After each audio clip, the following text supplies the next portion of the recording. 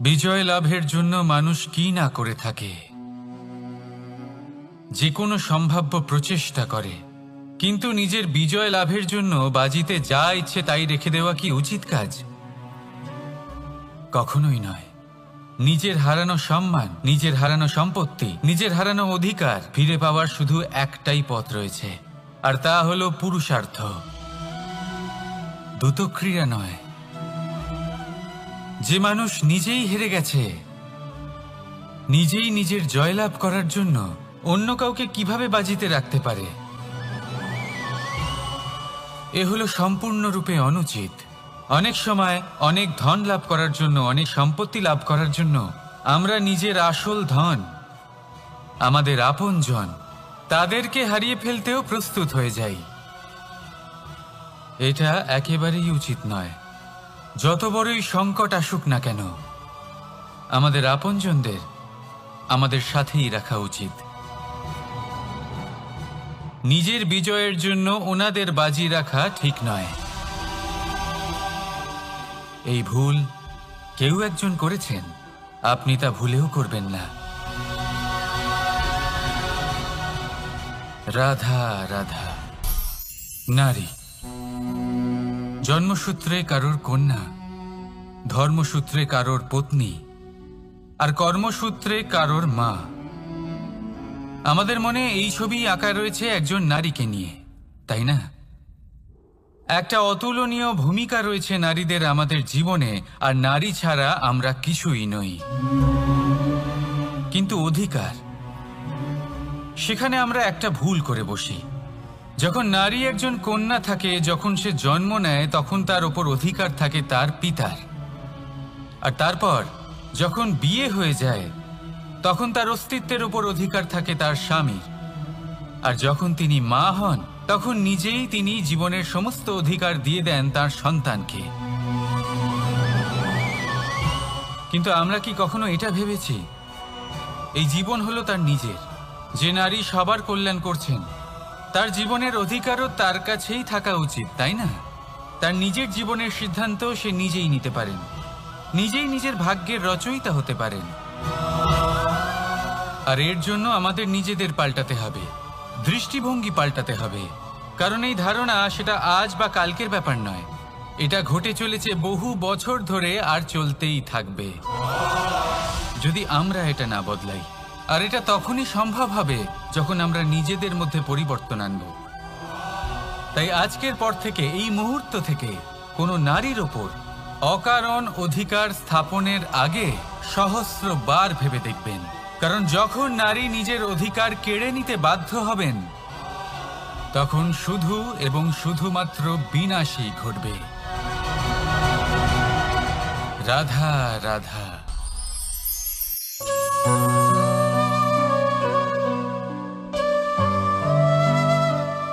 নারী, পুরুষরা যাকে নাম দিয়েছেন ত্রিয়া, কেন দিয়েছেন, কে দিয়েছেন, কেউ তা জানে না। কথায় আছে, পুরুষরা ভাবেন যে ত্রিয়া, ভাবেন একরকম, বলেন অন্য কিছু, আর করেন অন্য কিছুই। কিন্তু সত্যিটা কি এটাই? আসল সত্যি হলো এটাই যে ত্রিয়া হলো সেই চরিত্রহীন পুরুষ, আর কেউ নয়। সেই পুরুষ যারা নারীকে বলেন যে আপনি হলেন মা, আপনি হলেন দেবী, আপনি হলেন বোন। আর ভাবেন কি?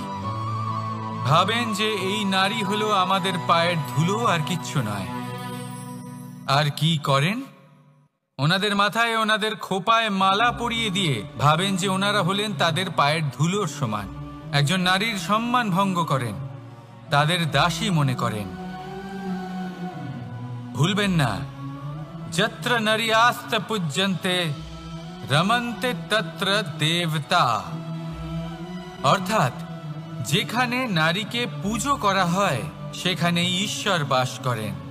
আর যেখানে নারীকে অপমান করা হয়, সেখানে ঈশ্বর এবং ভাগ্য এই দুই রুষ্ট হয়।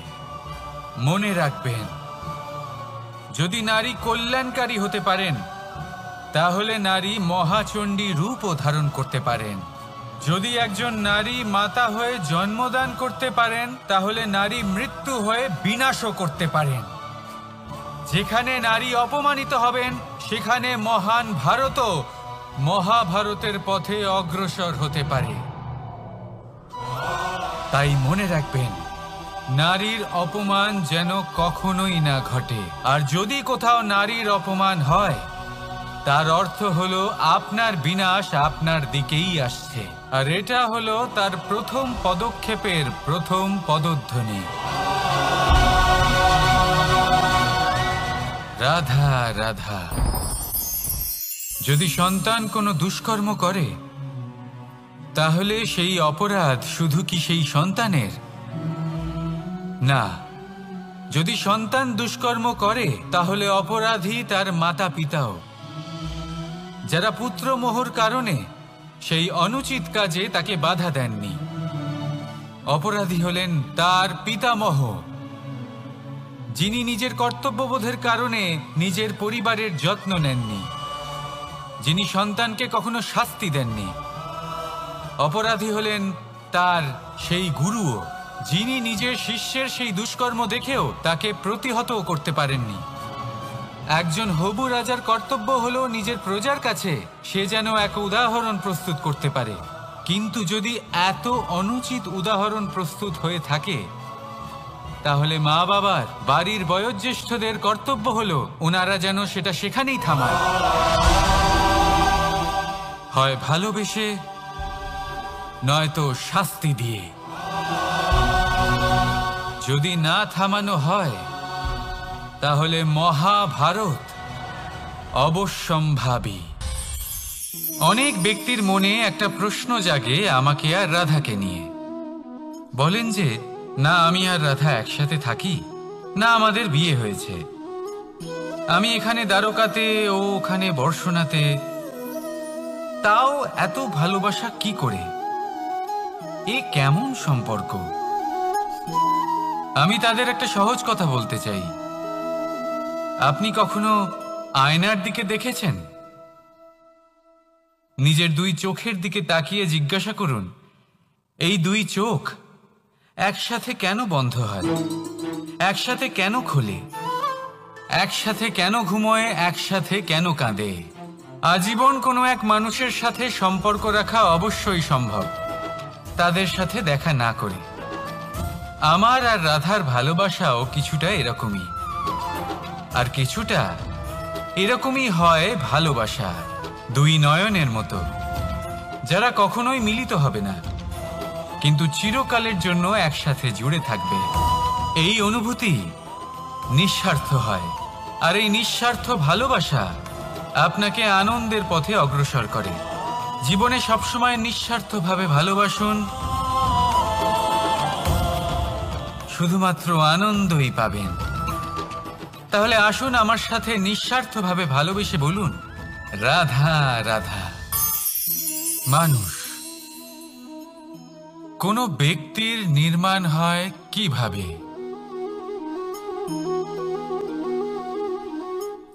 কেউ বলবেন পঞ্চতত্ত্বের দ্বারা, কেউ বলবেন আত্মা, দেহ ও চেতনার দ্বারা, কেউ বলবেন ঈশ্বরের কৃপার দ্বারা, তো কেউ বলবেন এই প্রকৃতির পরীক্ষার দ্বারা। না, মানুষের নির্মাণ হয়ে থাকে বিশ্বাস দ্বারা। ব্যক্তি তখনই গড়ে ওঠেন যখন ব্যক্তিত্ব থাকে, ঠিক কিনা? আর ব্যক্তিত্ব তখনই হবে আর সেরকমই হবে যেরকম বিশ্বাস আপনি নিজের উপরে রাখবেন। যদি আপনি মনে করেন আপনি বিষের ন্যায় হবেন, তাহলে আপনি বিষাক্তই হবেন। যদি আপনি এটা মনে করেন যে আপনি অমৃতের ন্যায় হবেন, তাহলে আপনি অমরই হয়ে যাবেন। যদি আপনি নিজের উপরে বিশ্বাস রাখেন যে আপনি সংসারের সব থেকে উঁচু পর্বতের শিখরে পৌঁছতে পারবেন, তাহলে আপনি অবশ্যই পৌঁছবেন। যদি আপনার এরকম মনে হয় যে আপনি এরকম কখনো করতে পারবেন না, তাহলে এরকম কখনোই হবে না। ভেবে দেখবেন, বিশ্বাসের মধ্যেই বিশ্ব বাস করে থাকে। তো আপনার অস্তিত্ব কেন করবে না? যেমন বিশ্বাস আপনি নিজের উপরে রাখবেন, তেমনই আপনি হয়ে উঠবেন। সেই জন্য নিজের উপরে বিশ্বাস রাখুন। আর হ্যাঁ, ভালোবেসে বলুন, রাধা রাধা। শত্রুতা। একজন মানুষ অন্য মানুষের সাথে শত্রুতা করে বসেন, দুজন ঘনিষ্ঠ বন্ধু। এমনও এক সময় আসতে পারে যখন এনারা একে অপরের শত্রু হয়ে ওঠেন। এর অনেকগুলো কারণ হতে পারে, কিন্তু মূল কারণ হলো আলোচনা। আগে হ্যাঁ, আপনি যদি কারোর বিষয়ে আলোচনা করেন তাহলে সে আপনার শত্রু হয়ে যেতে পারে। এবার মনে একটা প্রশ্ন আসতে পারে যে এটা কিভাবে সম্ভব হতে পারে? আলোচনা, এটা তো অত্যন্ত জরুরি। যদি আমি নিজের বন্ধুর খারাপ কাজের বিষয়ে আলোচনাই না করি তাহলে সে শুধরবে কি করে? এ কথা সত্যি যে আলোচনা আবশ্যক, কিন্তু তার থেকেও বেশি গুরুত্বপূর্ণ এবং আবশ্যক হলো আপনার এই সিদ্ধান্ত। সিদ্ধান্ত এটাই যে আপনার এই আলোচনা কোন স্থানে করবেন।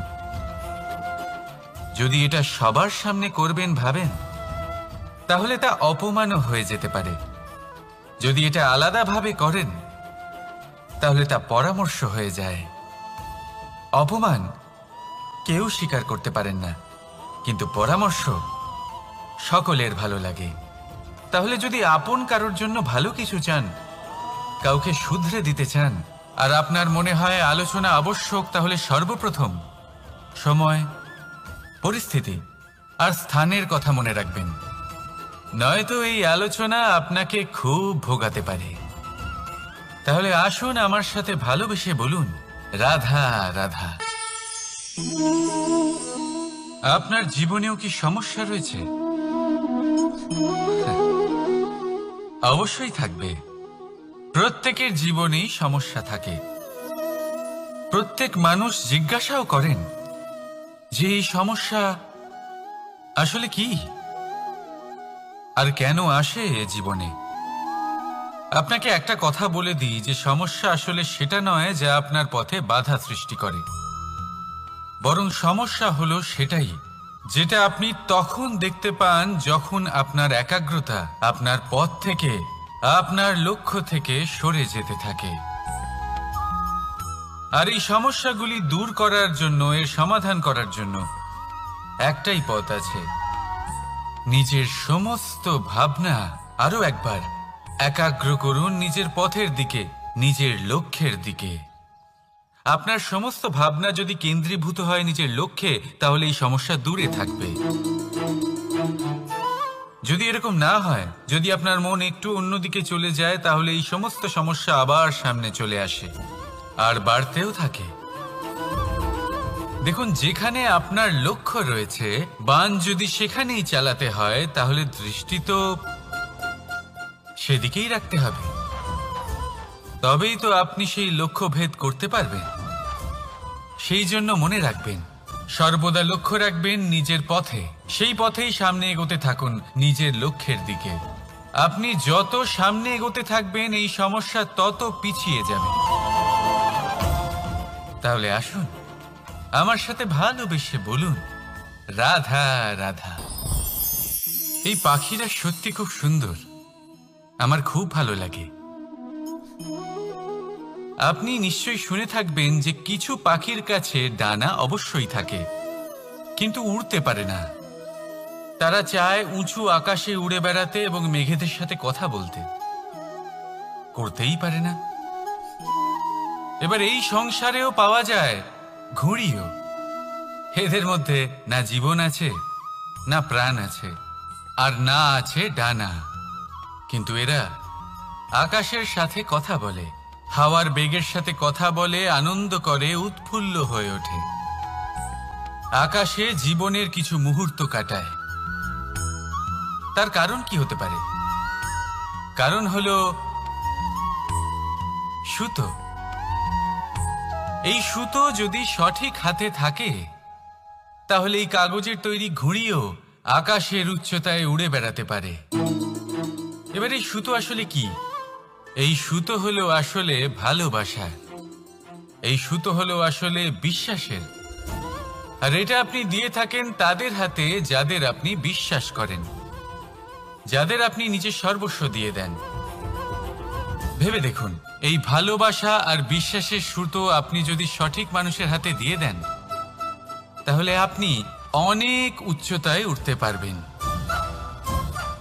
আকাশের উচ্চতায় উড়ে বেড়াতে পারবেন, মেঘের সাথে কথা বলতে পারবেন, পাখিদের মতো উড়তে পারবেন, যা ইচ্ছে তাই করতে পারবেন। শুধু এই মানুষ সঠিক হতে হবে, এমন একজন মানুষ যার মনে আপনার জন্য ভালোবাসা রয়েছে, এমন এক মানুষ যার মনে কোনো স্বার্থ নেই, যিনি পরোপকারী, এমন একজন ব্যক্তি যিনি আপনার অস্তিত্বকে বাইরে নিয়ে আসতে পারবেন, তাকে উজ্জ্বল করে তুলবেন। তাহলে ভালোবাসুন, আনন্দ করতে থাকুন, আর এই আনন্দ সহকারে বলুন, রাধা রাধা। আমরা সকলে এমন ব্যক্তির সাথে থাকতে চাই যারা খুব মিষ্টি কথা বলেন, যাদের ব্যবহার আমাদের ভালো লাগে, যারা দেখতে সুন্দর হন, যাদের আমরা পছন্দ করি। আর সবসময় এমন ব্যক্তির থেকে দূরে থাকতে চেষ্টা করি যাদেরকে আমরা পছন্দ করি না, যাদের কথা আমাদের খারাপ লাগে, যাদের কথা একটু কঠোর হয়। আমরা সবসময় চেষ্টা করি এদের থেকে দূরে থাকার, ঠিক কিনা? কিন্তু যদি বাস্তবটা দেখি, তাহলে এই কঠোরতা জীবনে শান্তির প্রলেপ দেয়। ওষুধও একটু কড়াই হয়, কিন্তু এ কি করে? আমাদের সুস্থ করে তোলে। ঠিক সেইভাবেই ভালোবাসার এই অধ্যায় একটু কঠিন, একটু কড়াও মনে হতে পারে, কিন্তু এর ফল সবসময় আপনাদের স্বাস্থ্যের পক্ষে ভালোই হয়। সেই জন্য যদি কেউ আপনার নিন্দে করে, আপনাকে কড়া কথা শোনায়, আপনার ব্যাপারে আলোচনা করে, তার মানে এটা নয় যে সে আপনার শত্রু। হতে পারে তিনি আপনার বন্ধু হন, আপনার জন্য ভালো চান, আপনাকে শুধরে নিতে চান, আপনার মধ্যে কোনো পরিবর্তন দেখতে চান। সেই জন্য কখনো কারোর কথা শুনে বা কাউকে দেখে প্রাথমিকভাবে এই সিদ্ধান্ত নেবেন না যে তিনি আপনার শত্রু হন নাকি আপনার বন্ধু হন। এমনও শত্রু হয়ে থাকেন যে গুড়ের মতো মিষ্টি মিষ্টি কথা বলে আসলে আপনাকে বিষ পান করিয়ে দেবেন। আর এমনও বন্ধু থাকেন যারা আসলে নিমের মতো কড়া কথা বলেন কিন্তু আপনাকে অমৃত পান করান। এদের মধ্যে পার্থক্য করতে জানতে হবে, কে আসলে শত্রু হন আবার কে আসলে মিত্র হন। এই পার্থক্য যখন আপনি করতে শিখবেন, তখন আপনি এই সংসারের সব থেকে সুখী প্রাণী হয়ে উঠবেন। এই পার্থক্য বোঝা সহজ নয়, কিন্তু অবশ্যই আবশ্যক। রাধা রাধা। অসুখ। এমন কোনো মানুষ আছেন এই সংসারে যার অসুখ করে না? প্রত্যেক মানুষ কখনো না কখনো অবশ্যই অসুস্থ হয়েছে, তার এই শরীর রোগের শিকার অবশ্যই হয়েছে। এবারে দেখুন, এই রোগ আসে আবার এই রোগ চলেও যায়, কিন্তু সেই রোগ আমাদের কষ্ট দিতে কেন সক্ষম হয়? কারণ হলো স্বচ্ছতা। যদি এই স্বচ্ছতা শরীরে না থাকে, তাহলে মানুষকে শারীরিক কষ্ট পেতেই হবে। ঠিক সেইভাবেই অত্যন্ত প্রয়োজনীয় হলো এই স্বচ্ছতা যেন মনেও থাকে। যদি এই স্বচ্ছতা মনে না থাকে, তাহলে মানুষ চারিত্রিকভাবে কষ্ট সহ্য করেন। এবারে নিবারণ কি হতে পারে? বড়ই সহজ এর উপশম। যদি রোগ শরীরে হয়, তাহলে সর্বপ্রথম স্বচ্ছতা বজায় রাখতে শিখুন, এই শরীরকে পরিষ্কার রাখতে শিখুন। বিচক্ষণতার সাথে এই রোগের সম্মুখীন হন, ভয় পাওয়ার কোনো দরকার নেই। ব্যায়াম করতে থাকুন, সব ঠিক হয়ে যাবে। সেইভাবেই যদি এই অসুখ মনে হয়, তাহলে কি করা যায়? সর্বপ্রথম তার আধারের উপরে নজর দিন। আপনার এই আধারই হলো আপনার আহার। যা আপনি আহার করবেন সেরকমই মানুষ হয়ে উঠবেন। সেইভাবেই আপনি যেরকম ভাবেন সেরকমই মানুষ হয়ে উঠবেন। সেই জন্য নিজের ভাবনাকে শুভ করুন, নিজের দৃষ্টিভঙ্গিকে শুভ করে তুলুন, সব কিছু সঠিক হবে। আপনার আমার সবার মধ্যেই এক রাক্ষস বাস করে, তার সম্মুখীন হন, তাকে পরাস্ত করুন। তাহলে এই রোগ সে শরীরেই হোক বা মনের মধ্যে, যদি সঠিক সময় তাকে আটকানো না যায়, তাহলে যে কোনো সময় তা মহামারীর রূপ ধারণ করবে। সেই জন্য সাবধানে থাকুন, সুস্থ থাকুন। তাহলে আসুন আমার সাথে ভালোবেসে বলুন রাধা রাধা। বাজ পাখিকে পক্ষীরাজ বলা হয়। বাজের আয়ু হলো মোটামুটি 70 বছর। এবার 40 বছর হতে হতেই ওদের পালক লম্বা এবং ভঙ্গুর হয়ে যেতে থাকে, ঠোঁট বেঁকে যায়, ডানা ভারী হয়ে যায়, অর্থাৎ আগের মতো উড়তে পারে না, সেই শক্তি থাকে না। এবার সেই বাজ কি করবে? বাজ সব থেকে কঠিন নির্বাচন করে, নির্বাচন নিজের পুনর্স্থাপনার। সর্বপ্রথম একটা বিশাল পর্বতে যায়, একান্তে নিজের এক বাসস্থান তৈরি করে, আর তারপরে পাথরের সাথে নিজের ঠোঁট বারবার আঘাত করতে করতে সেই ঠোঁট ভেঙে ফেলে। তারপরে সে অপেক্ষা করে সেই ঠোঁট পুনর্নির্মাণ হওয়ার। তারপর সেটাই করে নিজের পালকের সাথে। তারপরে নিজের ডানা থেকে এক এক করে ভারী পালকগুলো ছিঁড়ে ফেলে দেয়। আর তারপর 150 দিনের এই যন্ত্রণা সহ্য করার পরে ও ফিরে পায় নিজের ওড়বার অনন্য ক্ষমতা, সেই শক্তি। আর তারপরে ও জীবনের পরবর্তী 30 বছর বাঁচে। কি বুঝলেন আপনি? যদি ইচ্ছে শক্তি থাকে তাহলে একজন দুর্বলও শক্তিশালী হতে পারে। আপনিও এটাই করুন, নিজের অতীতের যন্ত্রণার বোঝাগুলিকে ত্যাগ করুন আর কল্পনার খোলা আকাশে উন্মুক্ত হয়ে উড়ে বেড়ান। নিজের পুনর্স্থাপনা করুন, তবেই সর্বশ্রেষ্ঠ হতে পারবেন। আর মনে রাখবেন, এই ছোট ছোট পদক্ষেপই বড় বড় শিখরে পৌঁছে দিতে পারে। তাহলে আসুন আর আমার সাথে ভালোবেসে বলুন রাধা রাধা। আপনি কি কখনো জলকে নিজের মুঠোতে ধরে রাখার চেষ্টা করেছেন? চলুন আজ করা যাক।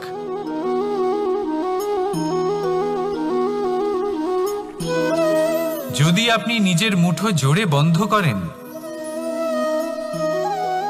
জল ধরে রাখতে পারবেন না। যদি আপনি তাকে এমনি বইতে দেন, তাহলে ও নিজের পথ নিজেই করে নেবে আর আপনার হাতেও থেকে যাবে। আমাদের জীবনও হলো কিছুটা এরকম, জলের মতো।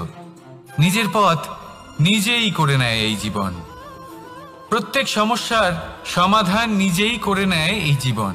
তাই জীবনে যখন কোনো পরিস্থিতি আমাদের প্রতিকূল হয়ে থাকে, কিছুই হয়তো আমরা বুঝতে পারছি না, কিছুই যখন বসে থাকে না, তখন আমরা হতাশ হয়ে পড়ি, নিরাশ হয়ে পড়ি। আর এটাই করা উচিত নয়। শান্ত মনে দেখতে হবে যে এই জীবনে আসলে কি ঘটে চলেছে। কষ্ট সবাই ভোগ করেন। কষ্ট পেলে কেউ রেগে যান, রেগে গিয়ে পরাক্রম দেখান। এটাই তো করা উচিত নয়। শান্ত মনে সেটাই করতে হবে যা জীবন আমাদের শেখাতে চাইছে। জীবন আমাদের সব শিখিয়ে দেবে, শুধু মনে রাখবেন কখন প্রয়াস করতে হবে আর কখন আমাদের প্রতীক্ষা করতে হবে, সেটা আগে আপনাকে বুঝতে হবে। তাহলে আসুন আমার সাথে ভালোবেসে বলুন রাধা রাধা। বল, শক্তি, পরাক্রম এই সংসারের বিকাশের মূল। কিন্তু কখনো ভেবেছেন যে প্রকৃতি আমাদের এই বল, শক্তি, পরাক্রম কেন দিয়েছেন? যাতে আমরা জীবনে কারোর উদ্ধার করতে পারি, কাউকে সাহায্য করতে পারি, কারোর জন্য ভালো কিছু করতে পারি, কোনো গরিব অসহায় মানুষের জন্য কিছু করতে পারি। এই বল, এই শক্তির সদ্ব্যবহার করতে পারি। কখনো দেখেছেন এমন মানুষ যার কাছে অসীম শক্তি আছে, কিন্তু তার সাথেই অসম্ভব অহংকারও রয়েছে, যিনি নিজেকে সর্বশ্রেষ্ঠ বলে মনে করেন, খারাপ কাজও করেন। আপনি দেখবেন প্রকৃতি এবং মানুষ তাকে ভাঙতে সর্বদা চেষ্টা করেন। মনে রাখবেন, যতই সুবিশাল পর্বত হোক না কেন, তা যদি পথে পড়ে, তাকে ভেঙে পথ প্রশস্ত করা হয়। যদি আপনার কাছে বল থাকে, শক্তি থাকে, পরাক্রম থাকে, তাহলে তার সদ্ব্যবহার করুন, কাউকে সাহায্য করুন, কাউকে রক্ষা করুন। যদি আপনি আপনার শক্তির দুর্ব্যবহার করেন, তাহলে মনে রাখবেন আপনি নিজের বিনাশ নিজেই আমন্ত্রণ করছেন। এবার বল অর্জন করার পরে, শক্তি অর্জন করার পরে আপনি নিজেকে বিনাশ করতে চান নাকি এই সংসারের উদ্ধার করতে চান, সিদ্ধান্ত আপনার। রাধা রাধা। মানুষ আর ধন, এই দুইয়ের মধ্যে সম্পর্ক খুব ঘনিষ্ঠ। ধন হলো সেই শক্তি যার ব্যবহার মানুষ করে থাকে সাংসারিক বস্তু ক্রয় করার জন্য, নিজের জীবন যাপন করার জন্য। আর মানুষ হলো সেই শক্তি যারা ধনকে গুরুত্বপূর্ণ করে তোলেন। এবার একটা কথা বলি, ব্যবহার করা উচিত ধনকে আর ভালোবাসা উচিত মানুষকে। এটা বেশিরভাগ মানুষই বোঝেন না। মানুষ এখানেই সব থেকে বড় ভুল করে বসেন। তারা ভালোবাসেন ধনকে আর ব্যবহার করেন মানুষকে। এ হলো অনুচিত। দেখুন, আপনি একটা সূচের দ্বারা যুদ্ধ করতে পারবেন না, আর কোনো তলোয়ার দ্বারা বস্ত্র সেলাই করতে পারবেন না, তাই না? কোনটা কিসের জন্য হয় সেটা বোঝা অত্যন্ত জরুরি। আপনিও সঠিক দিকে অগ্রসর হন। মানুষকে ভালোবাসুন আর ধনকে ব্যবহার করুন। যদি আপনি মানুষকে ব্যবহার করেন তাহলে আপনি ভালোবেসে ফেলবেন ধনকে, আর এই ভালোবাসা ধীরে ধীরে পরিণত হবে লোভে, আর ধীরে ধীরে এটা আপনাকে বিনাশ করে দেবে। তাহলে সমস্ত মানুষকে ভালোবাসুন আর এইভাবে ভালোবেসে বলুন, রাধা রাধা। সাফল্য কে না চান? সাফল্য লাভ করার, শিখরে পৌঁছানোর আলাদাই একটা আনন্দ রয়েছে। আর আপনজনদেরও কে না চান? প্রত্যেক মানুষ চান যেন জীবনে তার কোনো আপনজন থাকে যারা সবসময় তাদের সাথে থাকবে, কারণ আপনজনের সাথেই তো সাফল্যের আনন্দ সব থেকে বেশি পাওয়া যায়। কিন্তু আসলে কি হয়, অনেক সময় সাফল্যের খোঁজে সেই পথে চলতে চলতে আমরা আপনদের থেকে দূরে চলে যাই। না চাইতেও দূরে চলে যেতে হয়, ওনাদের সাথে সময় কাটাতে পারি না। আর আমরা ভুলে যাই যে সাফল্যের আসল আনন্দ আপনজনদের সাথেই পাওয়া যায়। সফল হওয়ার পরে আপনদের সাথে দেখা হলে তাদের চোখে আমাদের জন্য যে আবেগ থাকে, যে সম্মান, যে প্রেম থাকে, সেটাই হলো আসল পুরস্কার। আমরা সেই কথা ভুলে যাই এবং একা হয়ে পড়ি। বেশিরভাগ সময় এটাই হয়। বেশিরভাগ সময় সফল মানুষগুলি একা হয়ে যান। এবার আপনি কি চান? আপনি অসফল হয়ে দিনগুলি একাকিত্বে কাটাতে চান, নাকি সফল হয়ে আপনজনদের সাথে আনন্দে থাকতে চান? সেই সিদ্ধান্ত আপনার। সাফল্যের পেছনে ছুটুন, নিজেকে উজাড় করে দিন, কিন্তু আপনজনদের সঙ্গ ত্যাগ করবেন না। সেই আপনজন যারা আপনার সাফল্যের জন্য দায়ী, সেই আপনজন যিনি আপনার সাফল্যে আনন্দ পান, সুখ লাভ করেন, তাদের কখনো ত্যাগ করবেন না। আসুন আমার সাথে ভালোবেসে বলুন, রাধা রাধা। ভগবান আর ভক্ত যখন একাকার হয়ে যায়, যখন ভক্ত তার ভগবানের প্রতি এবং নিজের জীবনের উদ্দেশ্যের প্রতি সম্পূর্ণরূপে সমর্পিত হয়, তখন জন্ম নেয় ভক্তি। এই সংসারের সমস্ত আশা হয়তো আপনার সঙ্গ ত্যাগ করে দিতে পারে, তখনও ভক্তি সাথে থাকবে। ভক্ত আর ভগবান যখন একাকার হয়ে যায়, তাদের মধ্যে কোনো পার্থক্য থাকে না। তারা এক হয়ে যায়, এক ব্যক্তিত্ব, এক অস্তিত্ব। সেই জন্য কখনো জীবনে যে কোনো রূপেই, যে কোনো প্রকারেই, যে কোনো ঈশ্বরকে মান্য করুন। মনের মধ্যে শ্রদ্ধা ভাব জাগ্রত করুন, মনে ভক্তি ভাব জাগ্রত করুন। এই সমগ্র সংসারে সব কিছু আপনাকে ছেড়ে চলে গেলেও তখনও এই ভক্তি শুধুমাত্র আপনার উত্থান ঘটাবে। তাই মনে ভক্তি জাগ্রত করুন আর আমার সাথে ভালোবেসে বলুন, রাধা রাধা। শব্দই হলো শূন্য, শব্দই হলো আরম্ভ, শব্দই হলো অন্ত, শব্দই হলো অমর, শব্দই হলো ব্রহ্ম। এই শব্দ হলো অত্যন্ত বিশেষ। কেউ কাঁদলে তাকে হাসিয়ে তোলে, কেউ হাসলে তাকে কাঁদিয়ে দেয়। কারোর মনে উদ্দীপনা জাগিয়ে তুলতে পারে, আবার কারোর মনে কাঁটা হয়ে বিঁধে থাকতে পারে। একটা অত্যন্ত গুরুত্বপূর্ণ কথা যা বোঝা অত্যন্ত আবশ্যক। আপনার মন, আপনার হৃদয়ে যতই শুদ্ধ হোক না কেন, যতই পবিত্র হোক না কেন, আপনার দৃষ্টিভঙ্গি যতই স্পষ্ট হোক না কেন, যদি আপনার কথা পবিত্র না হয়, যদি আপনার শব্দ শুদ্ধ না হয়, তাহলে তা আপনাকে আপনার কর্মফল ভোগ করতে বাধ্য করবেই। একটা সহজ উদাহরণ দিই। আপনার জীবনে এমন কেউ অবশ্যই থাকবেন যাকে আপনি পছন্দ করেন না, যিনি হয়তো অধর্মী মানুষ, যিনি হয়তো দুর্বুদ্ধি সম্পন্ন মানুষ, কিন্তু তার জন্য অপশব্দ প্রয়োগ করলে তার মধ্যে কোনো পরিবর্তন আসবে না, তার মানসিকতা বদলাবে না, শুধু মনে প্রতিশোধ স্পৃহা জেগে উঠবে, মনে হিংসা জাগবে, আর কিচ্ছু নয়। সেই জন্য নিজের শব্দকে নিয়ন্ত্রণ করুন, নিজের কথা সংযত করুন। শ্রেষ্ঠ থেকে শ্রেষ্ঠতর মানুষকেও সাবধানী হতে হয়, কারণ যদি এই শব্দের প্রয়োগ সঠিক না হয়, তাহলে আজীবন মানুষকে নির্বাক হয়ে থাকতে হতে পারে। তাহলে নিজের শব্দ নিয়ন্ত্রিত রাখুন, নিজের কথাকে শুভ করুন, এতে প্রেমবোধ জাগিয়ে তুলুন, আর সেই প্রেমবোধ নিয়েই বলুন রাধা রাধা। বরদান এবং অভিশাপ, এই দুই হলো একই মুদ্রার দুটি পিঠ।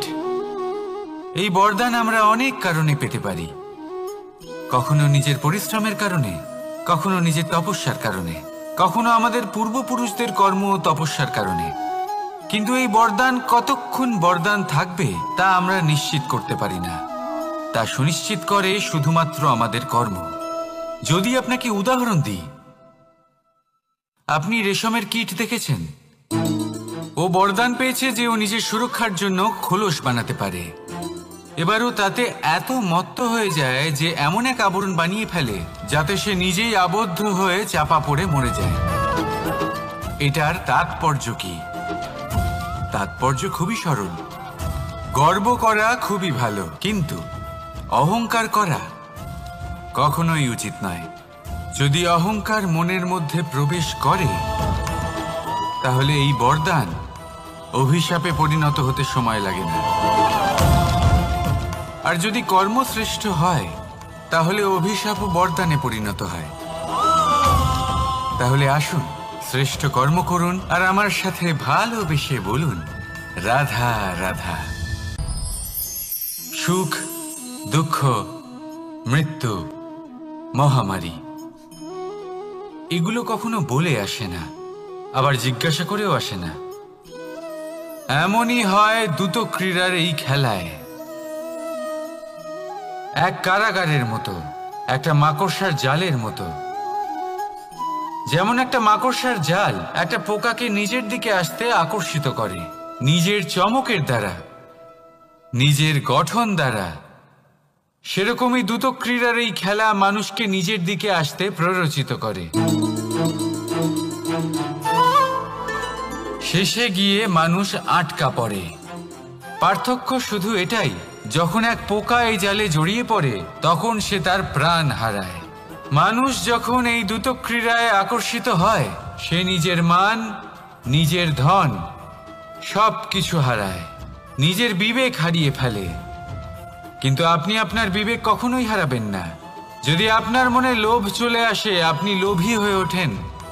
যদি আপনি দ্রুত ক্রীড়ার এই খেলায় আটকা পড়েন, তাহলে মনে রাখবেন, এই খেলা থেকে ফিরে আসা প্রায় অসম্ভবই বলা যায়।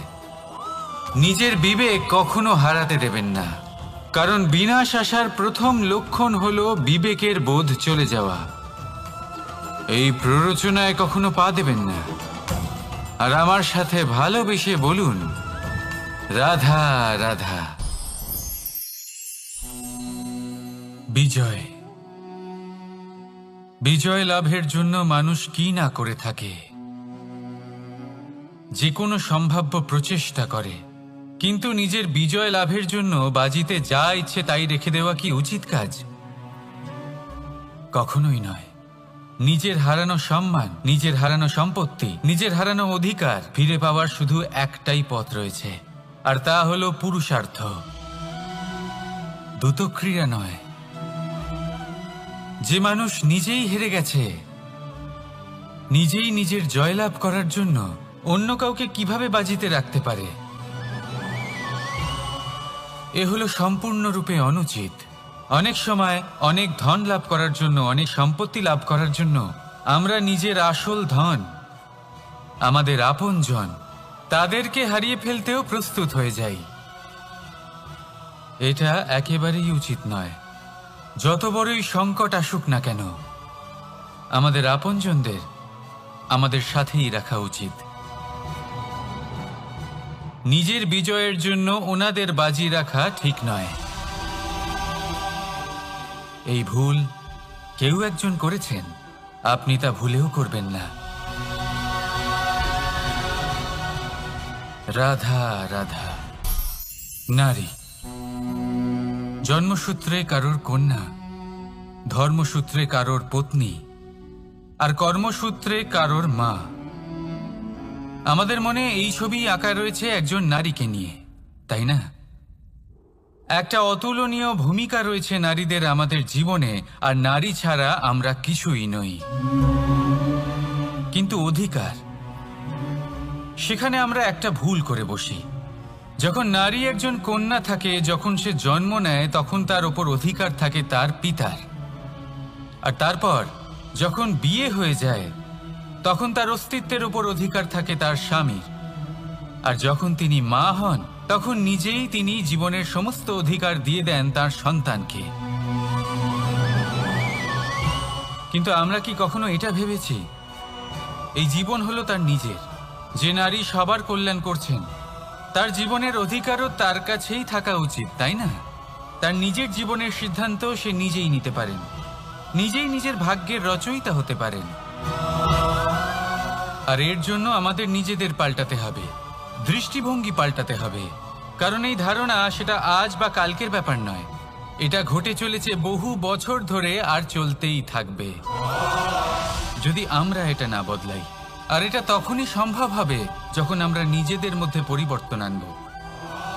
তাই আজকের পর থেকে, এই মুহূর্ত থেকে, কোনো নারীর ওপর অকারণ অধিকার স্থাপনের আগে সহস্রবার ভেবে দেখবেন। কারণ যখন নারী নিজের অধিকার কেড়ে নিতে বাধ্য হবেন, তখন শুধু এবং শুধুমাত্র বিনাশই ঘটবে। রাধা রাধা।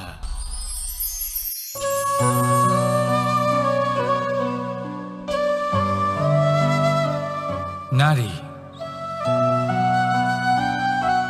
পুরুষরা যাকে নাম দিয়েছেন ত্রিয়া, কেন দিয়েছেন, কে দিয়েছেন, কেউ তা জানে না। কথায় আছে, পুরুষরা ভাবেন যে ত্রিয়া, ভাবেন একরকম, বলেন অন্য কিছু, আর করেন অন্য কিছুই। কিন্তু সত্যিটা কি এটাই? আসল সত্যি হলো এটাই যে ত্রিয়া হলো সেই চরিত্রহীন পুরুষ, আর কেউ নয়। সেই পুরুষ যারা নারীকে বলেন যে আপনি হলেন মা, আপনি হলেন দেবী, আপনি হলেন বোন। আর ভাবেন কি? ভাবেন যে এই নারী হলো আমাদের পায়ের ধুলো, আর কিচ্ছু নয়। আর কি করেন? ওনাদের মাথায়, ওনাদের খোপায় মালা পরিয়ে দিয়ে ভাবেন যে ওনারা হলেন তাদের পায়ের ধুলোর সমান।